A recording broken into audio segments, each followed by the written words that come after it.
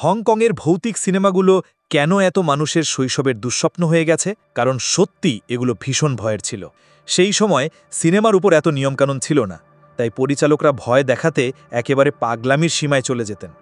এই গল্পেও ৬ জন প্রধান চরিত্রের একজনও বেঁচে থাকে না, সবাই মারা যায়। সব শুরু হয় এক মহিলার আত্মহত্যা দিয়ে। সে স্বামীকে শেষবার ফোন করে বলে, যদি তুই ফিরে না আসিস আমি মরে যাব। কিন্তু স্বামী, যে বাইরে অন্য নারীর সাথে সময় কাটাচ্ছিল, নির্দ্বিধায় তাকে ফিরিয়ে দেয়। হতাশ হয়ে সেই মহিলা ঘরের সব দরজা জানালা বন্ধ করে একটা কয়লার চুলা জ্বালিয়ে বিছানায় শুয়ে পড়ে। এভাবেই সে আত্মহত্যা করে।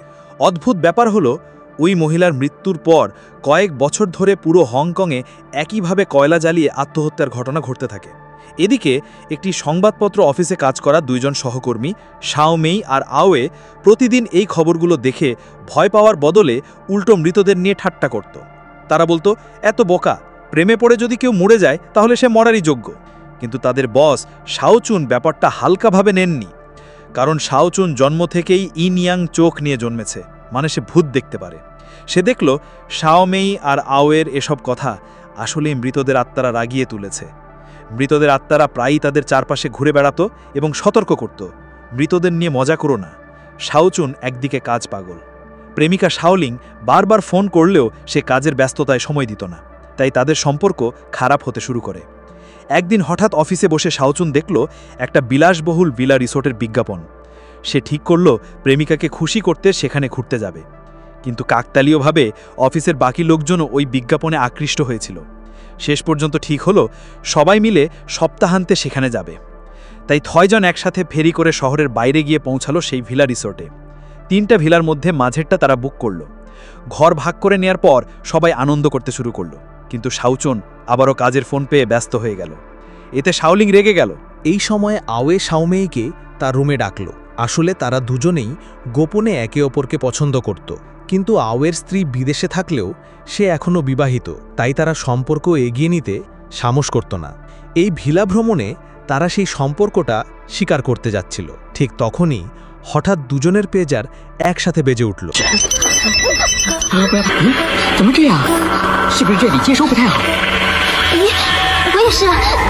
আওয়ে ভেবেছিল তার স্ত্রী ফোন করেছে, কিন্তু যখন সে ফেরত কল করল, পেজারের সিস্টেম জানালো পাসওয়ার্ড ভুল। কতবার চেষ্টা করেও কাজ হলো না। তখন তাদের মনে হলো এই বাড়িটা আসলে অদ্ভুত কিছুতে ভরা, কারণ প্রতিটি রুমেই ছিল একটি জুবাও পান, এক ধরনের অদ্ভুত ধনদেবতার পাত্র।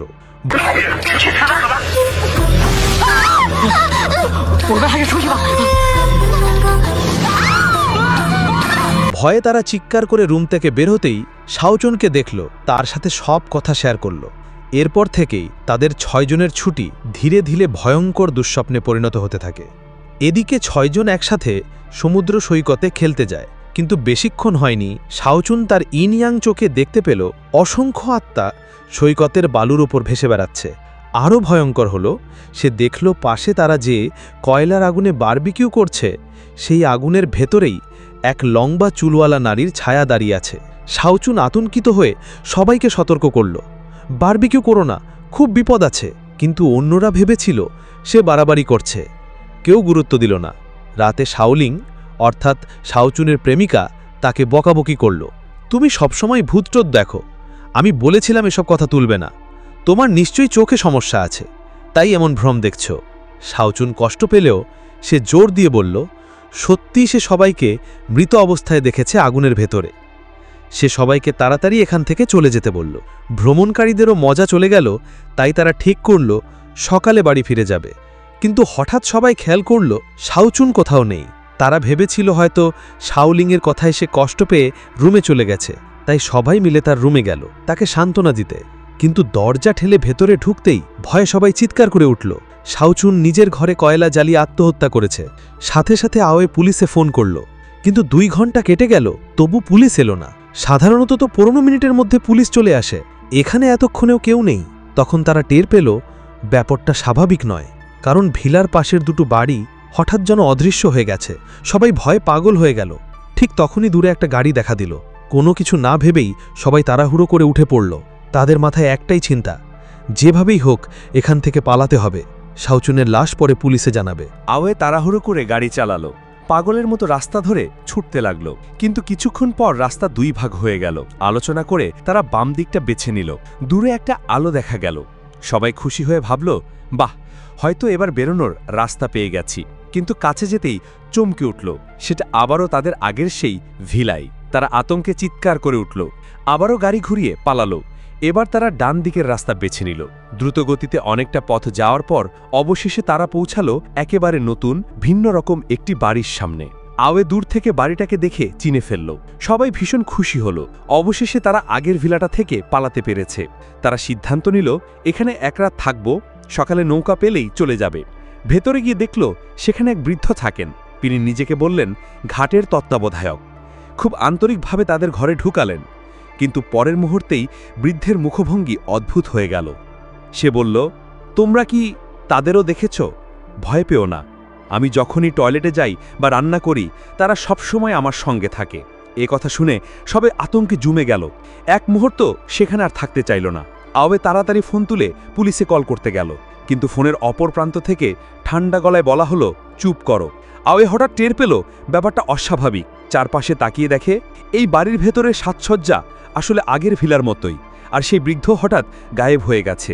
তারা দৌড়ে বাইরে বেরিয়ে এসে বুঝল আসলে তারা এখনও সেই একই সিনে মডেল ভিলার ভেতরেই আটকা পড়ে আছে। কিন্তু শাওলিং অর্থাৎ শাওচুনের প্রেমিকা একটু ভিন্নভাবে ভাবল। সে বলল, হয়তো এখানে সব বাড়ির নকশা একই রকম। যদি এটা সত্যি একই বাড়ি হয় তাহলে শাওচুনের লাশও এখনও ওপরতলায় আছে। এটা পরীক্ষা করার জন্য শাওলিং একাই ওপরে গেল। সে গিয়ে দেখল যেখানে শাওচুন আত্মহত্যা করেছিল সেখানে কোনো লাশ নেই।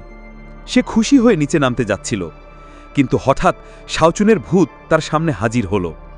শাওলিং দৌড়ে গিয়ে তাকে জড়িয়ে ধরতে চাইল, কিন্তু তখনই দেখল শাওচুন মৃত্যুর সময় দৃশ্যটা আবার অভিনয় করছে, যেন সে নিজের মৃত্যুর মুহূর্তটা পুনরাবৃত্তি করছে। ঠিক তখনই বাকি সবাই দৌড়ে উপরে এলো। দেখল শাওলিং মেঝেতে অজ্ঞান হয়ে পড়ে আছে। তাড়াতাড়ি তাকে নিচে নামানো হলো। তাজা বাতাসে সে আবারও জ্ঞান ফিরে পেল। কিন্তু হঠাৎই তারা খেয়াল করল এবার আবারও আরেকজন আঝেন হঠাৎ গায়েব হয়ে গেছে। অনেক খুঁজে অবশেষে তাকে টয়লেটে পাওয়া গেল, কিন্তু সে তখন নিথর, কোনো শ্বাস নেই। তার পেজারে তখন ঠিক তার মৃত্যুর সময়টা ভেসে উঠছিল। শাওলিং হঠাৎ মনে করল শাওচুনের আত্মহত্যার রাতে তার পেজারও মৃত্যুর সময় দেখিয়েছিল। তখনই সবাই বুঝল এই পেজার আসলে অগ্রিম জানিয়ে দেয় কে কখন মরবে। তারা আতঙ্কে ভয়ে কাঁপছিল। ঠিক তখনই আওয়ে আর শাওমেই দুজনের পেজার একসাথে বেজে উঠল।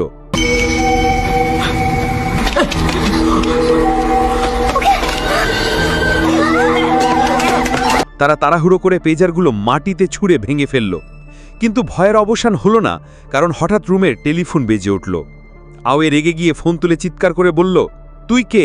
আমরা তোকে কি করেছি? সাহস থাকলে সামনে আয়, মুখোমুখি কথা বল। ফোনের অপর প্রান্ত থেকে অস্পষ্ট গলায় শোনা গেল, তাড়াতাড়ি পালাও, যতভাবে পারো পালাও। এটা সাধারণ কোনো ভূত নয়, সে সেই লাল পোশাকের মহিলার সঙ্গে যুক্ত। শাওচুনের ভূত সত্যিটা বলে সবাইকে পালাতে বলল, কিন্তু হঠাৎ দরজাটা নিজে থেকেই বন্ধ হয়ে গেল। আওয়ে একটা চেয়ার তুলে জানালায় আঘাত করল, কিন্তু ভাঙতে পারল না। উপায় না দেখে বাকি চারজন উপরের দিকে দৌড় দিল। অন্ধকারে তারা দ্রুত একে অপরের থেকে ছড়িয়ে গেল। সৌভাগ্যক্রমে শাওলিং আর শাওলি একসাথে মিলে গেল এবং দৌড়ে গিয়ে এক বিশাল হলঘরে পৌঁছাল। সেখানে তারা দেখল চারদিকে ছড়িয়ে আছে অসংখ্য পুরনো সংবাদপত্র। সব কাগজেই খবর কয়লা জ্বালিয়ে আত্মহত্যার ঘটনা। হঠাৎ শাওলিং একটা কাগজে চোখ আটকাল। তাতে তাদের 6 জনের নাম লেখা। আর সবচেয়ে ভয়ের ব্যাপার, এটা পরের দিনের খবর, যেখানে লেখা আছে তারা সবাই ওই ভিলাতেই মারা যাবে। ঠিক তখনই সামনে হাজির হলো সেই লাল পোশাকের নারী। পাশের টেলিভিশনেও ভেসে উঠল পরবর্তী মৃত্যুর খবর। ভয়ে তারা দৌড় দিল, কিন্তু বাঁচতে পারল শুধু শাওলিং। শাওমি আবারও পালাবার চেষ্টা করল, আর সেখানেই তার সঙ্গে দেখা হয়ে গেল আওয়ের। দুজন একে অপরকে জড়িয়ে ধরল, কিন্তু পরের মুহূর্তেই ভুতুরের শক্তি তাদের দখল করে নিল। তারা দুজনই একে অপরের গলা টিপে ধরল। শেষ পর্যন্ত দুজনই একসাথে শ্বাসরোধে মারা গেল। অন্যদিকে শাওলিং এক ফাঁকা ঘরে ঢুকে পড়ে। সেখানে সে আবিষ্কার করল আরেক সহকর্মী আমেইয়ের লাশ। এবার শাওলিং ভেঙে পড়ল। সে কাঁদতে কাঁদতে লাল পোশাকের নারীকে জিজ্ঞেস করল, আমরা কি দোষ করেছিলাম? কেন আমাদের মরতে হবে? সে বুঝতে পারল আর বাঁচার কোনো উপায় নেই। তাই হাল ছেড়ে বসে রইল মৃত্যুর অপেক্ষায়। ঠিক তখনই শাওচুনের আত্মা আবার হাজির হল। সে শাওলিংকে জানালো ঘটনার আসল রহস্য। সবকিছুর শুরু হয়েছিল চীন সাম্রাজ্যের সময়। তখন একদল পণ্ডিত সম্রাট চীন শিহুয়াংয়ের অন্যায়ের বিরুদ্ধে লেখালেখি করছিল। রাজা টের পেয়ে তাদের জীবন্ত পুড়িয়ে মেরে ফেলে। কিন্তু তাদের অশেষ রাগ আর প্রতিশোধের নেম একেবারে কয়েক হাজার বছর ধরে রয়ে যায়। তাদের দেহভস্ম অদ্ভুতভাবে দুর্লভ কয়লা পাথরে পরিণত হয়। এর মধ্যে একটি পাথর এক ধনী ব্যবসায়ী কিনে নেয় এবং স্ত্রীকে উপহার দেয়। সেই নারী গল্পের শুরুতে আত্মহত্যা করা মহিলা। যখন স্বামী তাকে প্রতারণা করল, তখন সে এই কয়লা পাথর জ্বালিয়ে আত্মহত্যা করে। তার আত্মার রাগ আর সেই পণ্ডিতদের অভিশাপ মিলেমিশে সৃষ্টি করে এক ভয়ঙ্কর প্রেতাত্মা। যখন কেউ মরব বা মর জাতীয় শব্দ উচ্চারণ করে, তখন সে সেই কথাগুলো সত্যি করে তোলে। শাওচুন শাওলিংকে বাঁচাতে নিজের আত্মা উৎসর্গ করার চেষ্টা করল, কিন্তু লাল পোশাকের নারী এবার শাওলিংয়ের দেহ দখল করে চিৎকার করে বলল, তোমরা সবাই মরবে, আমাকে সঙ্গী দেবে তোমরা সবাই। সে শাওলিংয়ের দেহ দিয়ে আগুনের দিকে ছুটে গেল। শাওচুন মরিয়া হয়ে বাঁচাতে চাইল, কিন্তু আগুনের দেওয়াল তাকে আটকে দিল।